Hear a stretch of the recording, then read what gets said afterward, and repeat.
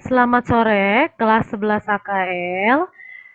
Pada sore hari ini kita kembali lagi ya kepada pembelajaran kita akuntansi keuangan dengan guru mata pelajaran masih sama, yaitu Miss Ernest.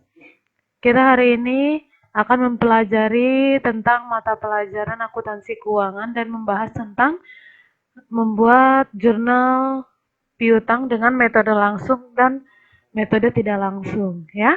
Dimana kemarin kita sudah mempelajari tentang teorinya beberapa minggu yang lalu ya, kita sudah mempelajari tentang teorinya. Ini saatnya kita mempelajari tentang soalnya ya. Contoh soalnya di sini ada, yaitu neraca awal dari PT Maju Jaya berhubungan dengan piutang 1 Januari 2017 adalah sebagai berikut.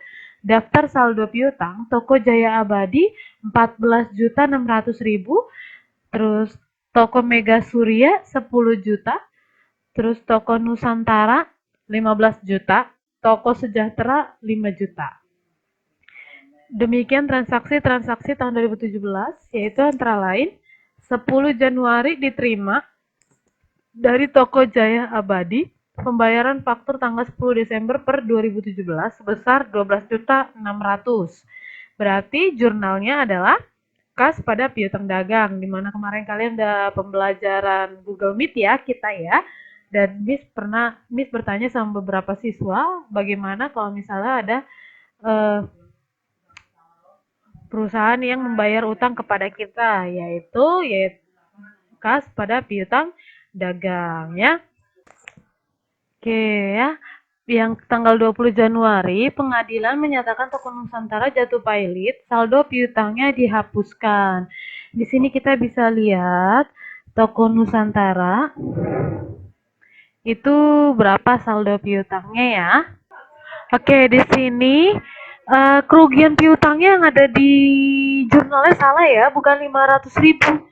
Tetapi kan ini kan Toko Nusantara menyatakan Toko Nusantara jatuh pailit, berarti kerugian piutangnya adalah 15 juta ya. Ini salah tulis ya nak ya, mohon di bukunya diganti ya. Ini jadi 15 juta ya. Nah, untuk tanggal 21 April, kita lihat Herlina, pemilik toko Mega Surya, meninggal dunia.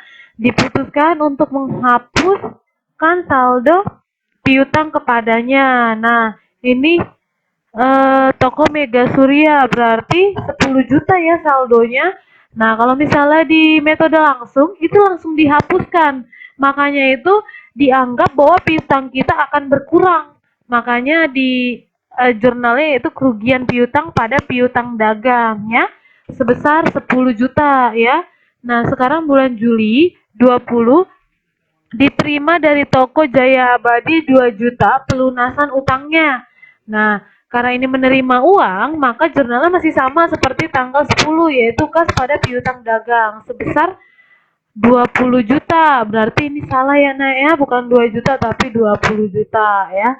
Nah, tanggal 12 September dihapuskan piutang kepada Toko Sejahtera karena perusahaan tersebut jatuh pailit. Nah, Toko Sejahtera kita lihat berapa ya? 5 juta, berarti kerugian piutang dagang pada piutang dagang. Nah, piutang dagangnya itu kalau di metode langsung ya sama seperti tadi, dianggap sudah dihapuskan. Yang tadinya piutang dagang kita misalnya 25 juta, tapi perusahaan itu jatuh pailit karena dia punya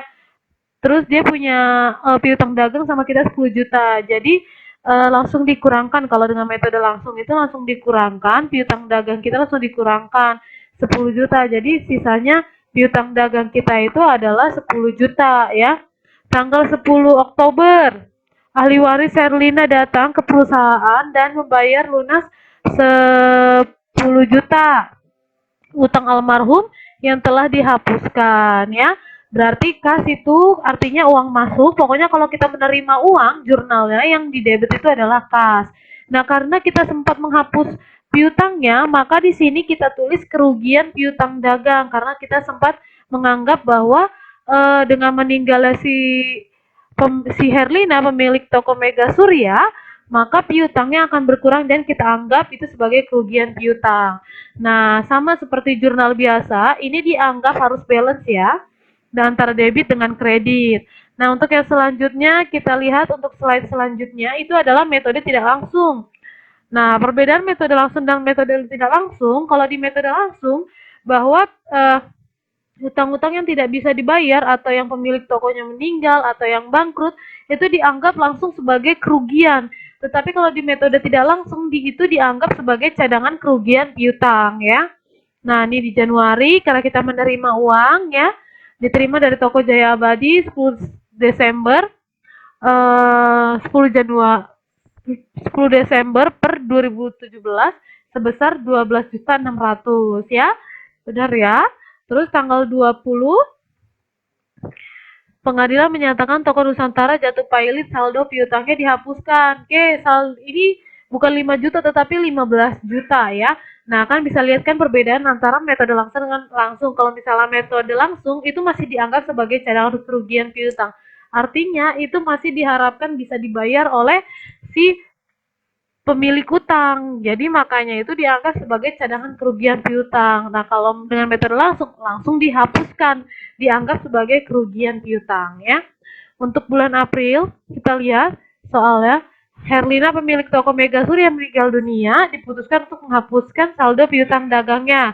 Toko Mega Surya itu 10 juta ya. Benar ya, cadangan kerugian piutang dagang 10 juta ya. Untuk tanggal selanjutnya 20 Juli diterima dari toko Jaya Abadi 20 juta. Ya, untuk pelunasannya benar ya, kas pada piutang dagang ya.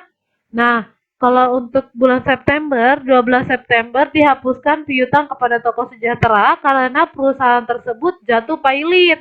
Nah, kalau misalnya jatuh pailit, berarti kita anggap kalau dengan metode langsung itu masuk ke dalam akun cadangan kerugian piutang. Tapi kalau dengan metode langsung, dia langsung dianggap sebagai kerugian piutang.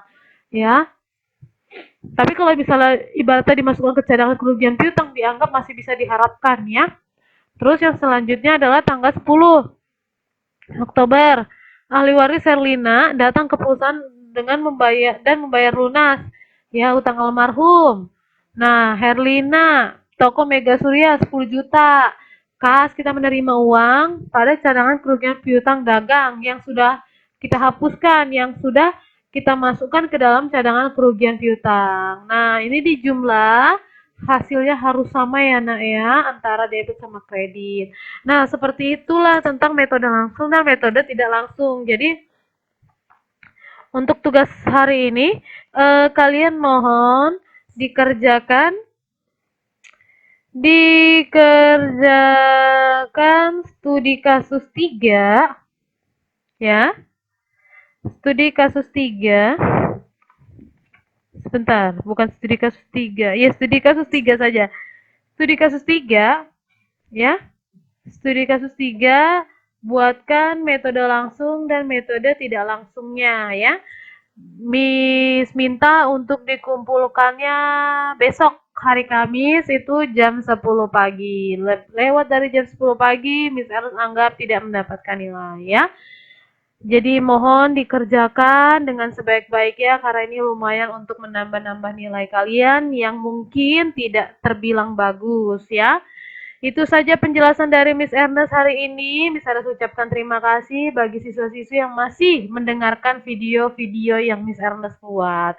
Sekali lagi Miss ucapkan terima kasih. Tetap jaga kesehatan dan stay at home ya. Terima kasih.